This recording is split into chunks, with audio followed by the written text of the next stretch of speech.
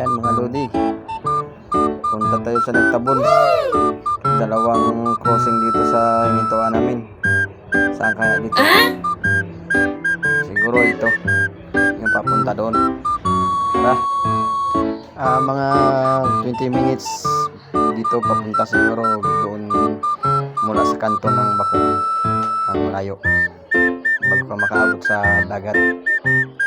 Ito masyadong mababa ang ano dito.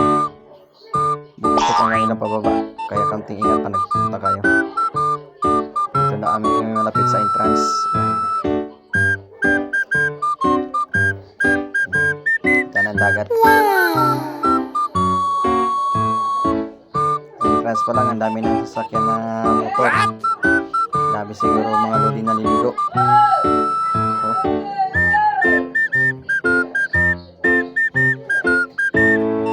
Malaking alon mga lods. Kiraya natin ang motor natin dito.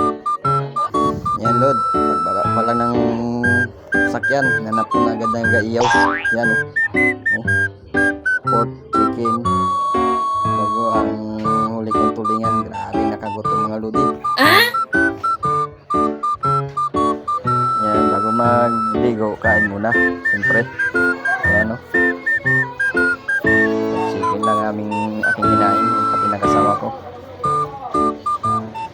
Mahirap na mabusog kay mag-surfing tayo, baka magsakit natin tiyan. Surfing tayo. Sama na yung mga busog na Yan mga kalods. Sinubukan ko pero di kaya. Balingan ng tadyang. Malalaki masyado kasi ang alon. Yan mga kalods. Uwi na kami. Malamig ang tubig. Lakas ng alon pati ng hangin.